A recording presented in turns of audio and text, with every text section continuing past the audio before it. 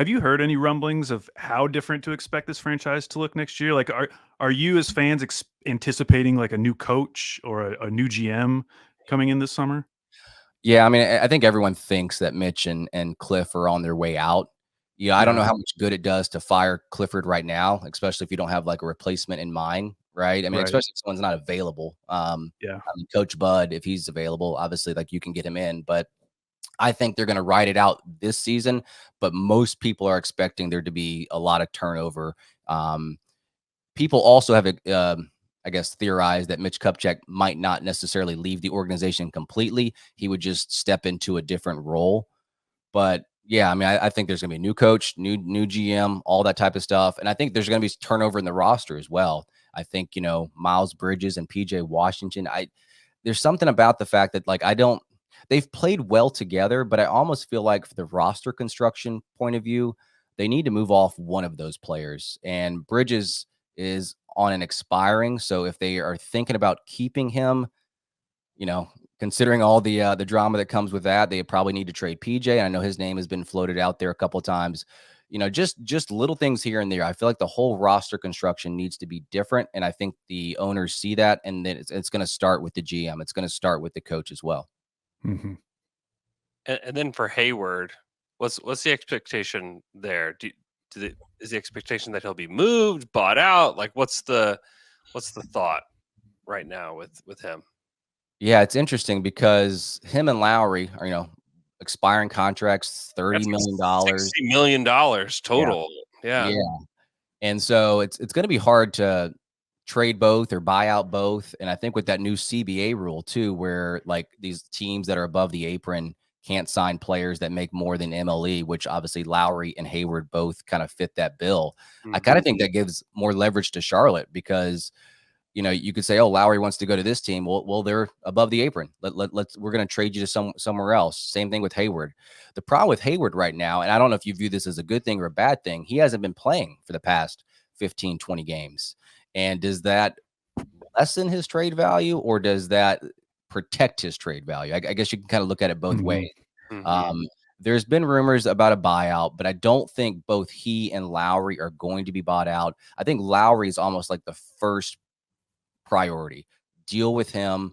If he is in a Hornets uniform after the deadline, it's not because the Hornets didn't try to trade him. Hayward, on the other hand, I've gotten indications that he likes it here in Charlotte. He has a family now. He has 4 kids, I believe, and they've kind of settled here. So whether or not he gets moved to a contender, I think he will come back to Charlotte to kind of settle. I almost wonder, like, would he be a guy that would be open to taking a contract, obviously lesser than he has now, and being a veteran to Brandon Miller, or does he really, really value winning to the point to where he wants out after this season? So it's kind of up in the air, I think, between Hayward and Lowry, but I think Lowry might be the first guy that gets moved before Hayward is even considered. And it's really hard to judge Hayward's value right now just because he's been out for so long. So I don't know how you guys view that. If a guy's been injured, is that like hurting his trade value, or is it more like, I guess his trade value can't get any worse? Yeah, I mean, I don't think you could get a whole lot for him. Like we discussed on our show, like Davis Bertans has a pretty attractive expiring contract, and then like the Thunder have young guys on their team that aren't playing a whole lot. Like a Trey Man doesn't play Uh-huh. a whole lot, Yeah. and so it's like, hey, could we interest Charlotte in a Trey Man with a Davis Bertans? Like, something like that, where it's, hey, the Hornets get to try a young player, Yeah. and then Hayward gets to be on a team that's going to be in the playoffs. Like, to me, there's something that makes sense there. Sam Vecina brought up to me today, like the Mavericks as like another possible landing spot, and Grant Williams being a player that goes back to Charlotte, which he said that Charlotte had interest in Grant Yeah. Williams over the summer.